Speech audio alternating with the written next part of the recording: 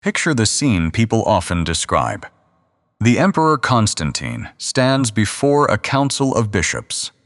Books cover the table. A vote is about to decide which ones will become the Bible. Now freeze the image. That is a modern claim about the year 325, not a scene preserved in the surviving records of the Council of Nicaea. Those records contain no decisive vote on the biblical canon. For believers and skeptics alike, the deeper question is whether political power created the collection people now trust, question, or reject. And the popular story is persuasive, because several of its pieces are real. There was a council. Constantine had power. Scriptures were copied and disputed, while some theological writings were suppressed. But did those pieces ever form this event? To find out, we have to unfreeze the scene and return each object to its own date. Start with the surviving Nicene dossier. The council met in 325 amid a fierce dispute about the identity of the Son and his relationship to the Father. Its surviving documents give us a creed, 20 disciplinary rules called canons, and letters concerning Arius, the date of Easter, and a church division associated with Meletius. These records are not vague about everything. The creed addresses doctrine. The rules address church order. The letters identify live disputes. Their specificity makes the missing book selection action meaningful. Here, one word can create an entire false trail. A council canon is a rule. The canon of Scripture is a recognized collection of books. Nicaea produced church canons. Those canons are not a table of contents for the Bible. The surviving dossier contains no biblical book list, no ballad over the Gospels, and no decree fixing the contents of Scripture. The claim requires more than bishops quoting Scripture during a theological debate. It requires an identifiable act of selection, books proposed, boundaries decided, and a result communicated with conciliar authority. None of those steps appears in the records that remain. The archive is incomplete. We do not possess full minutes or complete acts, so the surviving silence cannot prove that no bishop ever mentioned a scriptural book in any conversation. There is also a later complication. Roughly 80 years after Nicaea, Jerome wrote that the council was said to have counted Judith among sacred scriptures. He was not an eyewitness, and he gave no source or description of the action he had in mind. His sentence prevents us from saying that Scripture had absolutely no connection to Nicaea. It does not establish a council-wide list or a vote over the whole Bible. From here, the dated comparison will focus mainly on the New Testament. Old Testament boundaries have their own history, and Judith remains a separate complication. So if 325 secretly began or completed the New Testament canon, the evidence on either side of that year should show it. Move the date back almost a century. Around 180, Irenaeus of Lyons defended a fourfold gospel collection: Matthew, Mark, Luke, and John. His argument shows those four books being treated together long before Constantine summoned bishops to Nicaea. Then look at the books themselves. Papyrus codices generally dated to around the 3rd century, though their exact ranges are debated, preserve different kinds of material evidence. P45 contains portions of the 4 Gospels and Acts. P46 contains a collection of Pauline letters and Hebrews. P47 preserves part of Revelation, showing that work circulating in Codex form. A codex bound pages along one edge, much like a modern book. In a grouped collection, choosing which writings shared one codex required practical decisions about size, sequence, and use. The object cannot tell us every belief of its makers, but its contents preserve a history of books in material form. None is a complete modern Bible. Each comes from a particular material history, not a referendum across every church. Together they show grouped collections being copied and revelation circulating in Codex form before 325. Survival is uneven. These fragments cannot map every region or tell us how common each collection was. Their value is narrower. The physical objects predate the council, and the act of grouping texts is already visible in them. Near Constantine's time, Eusebius of Caesarea distinguished acknowledged books, disputed books, and other writings he placed outside those groups. His categories are complex, and they were not a universal vote count. They reveal a more useful pattern: substantial agreement at the center, with continuing questions at the edges. This is why settled and unsettled are both too blunt on their own. The four Gospels, Acts, and a body of apostolic letters did not occupy the same evidentiary position as every disputed writing. Agreement could be extensive without every boundary being closed. Before Nicaea, then, Christian communities were already reading, grouping, defending, and disputing texts. They were not starting with an undifferentiated pile of books in 325. Now move the date forward. If the council ended the process, the evidence after Nicaea should behave like a finish line.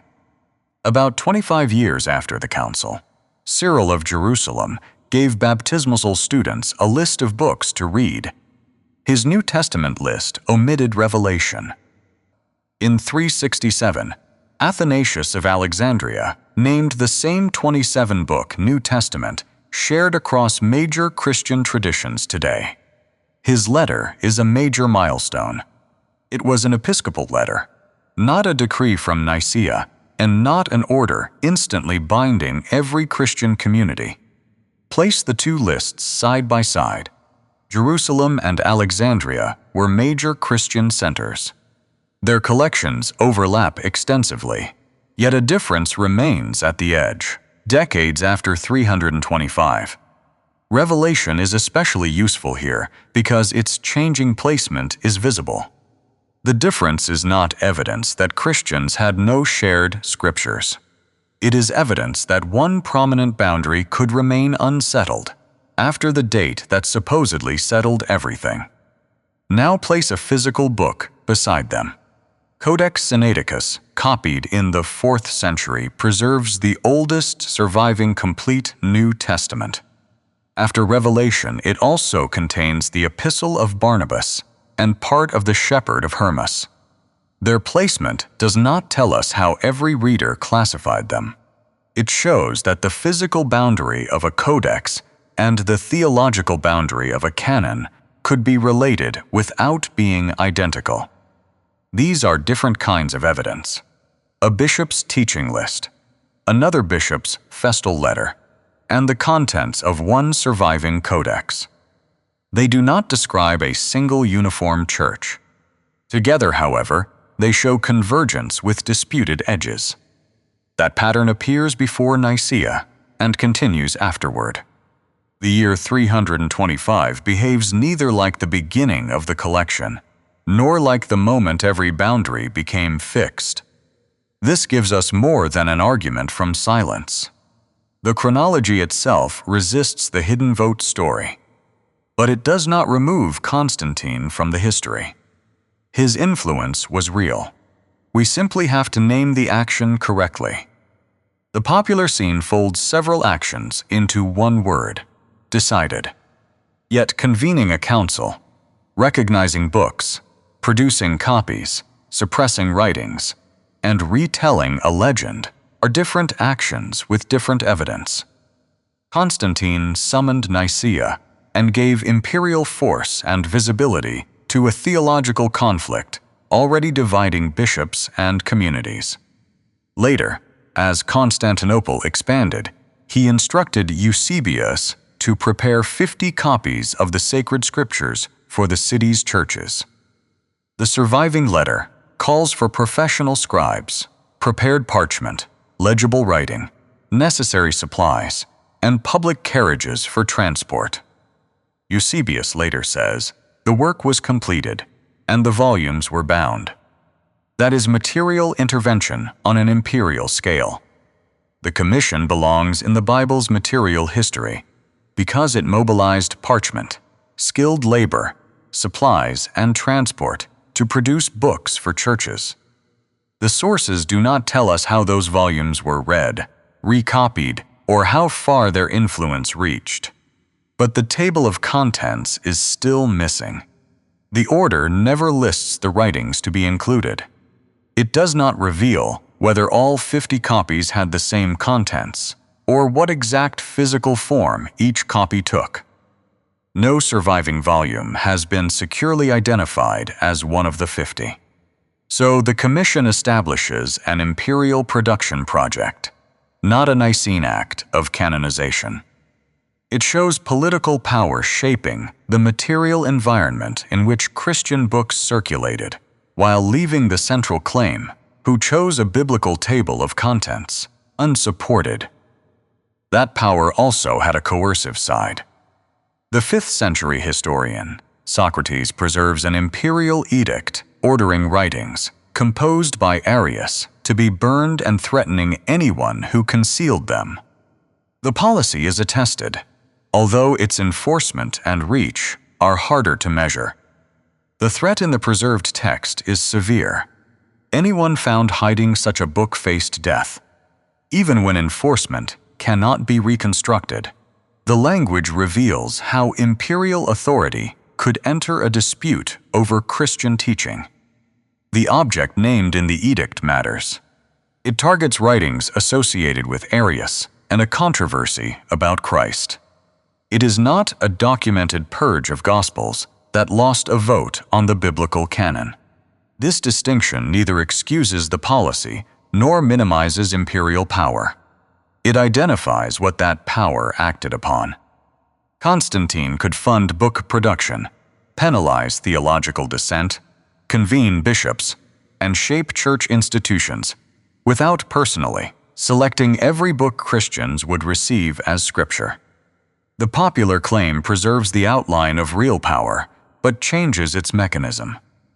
The 50-copy commission becomes a newly invented Bible. The destruction of Arian writings becomes the burning of excluded Gospels. A council over doctrine becomes a vote over books. One object still lacks a 4th century date, the selection scene itself. The earliest surviving witness located for a Nicene selection story appears many centuries after the council, in a work compiled around the end of the 9th century called the Sinaiticus Vetus. Its scene is not a ballot.